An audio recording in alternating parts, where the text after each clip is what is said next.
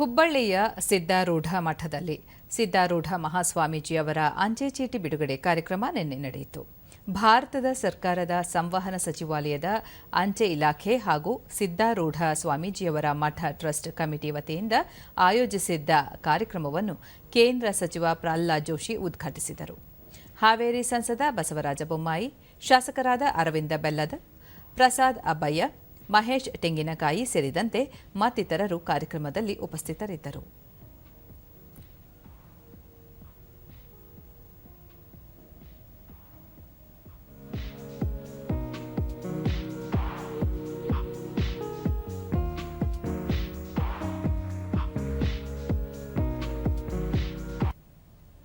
ಬಳಿಕ ಮಾತನಾಡಿದ ಸಚಿವ ಪ್ರಹ್ಲಾದ್ ಜೋಶಿ, ಯಾವುದೇ ಒಂದು ಊರಿಗೆ ಅಲ್ಲಿನ ಸಂತರಿಂದ ಹೆಸರು ಬರುತ್ತದೆ.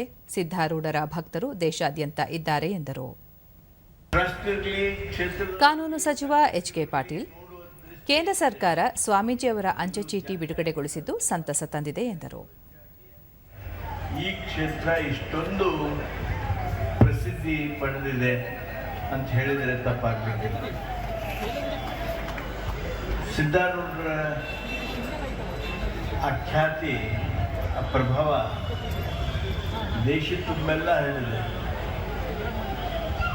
ಇಲ್ಲಿ ಬರುವ ಭಕ್ತರು ಕರ್ನಾಟಕದವರು ಮಾತ್ರ ಅಲ್ಲ, ಮಹಾರಾಷ್ಟ್ರದವರು ಬರ್ತಾರೆ, ಆಂಧ್ರದವರು ಬರ್ತಾರೆ. ಅವರ ಆಗಮಿಸುವ ರೀತಿ, ಅವರು ನಡೆದುಕೊಳ್ಳುವಂಥದ್ದನ್ನು ನೋಡಿದಾಗ ನಮ್ಮ ಹುಬ್ಬಳ್ಳಿಯೊಳಗಿನ ಮಠ ಎಷ್ಟು ಶ್ರೇಷ್ಠವಾಗಿದೆ ಅಂತೇಳಿ ನಾವು ಅಂದ್ಕೋತಿರ್ತೀವಿ. ಅಂತ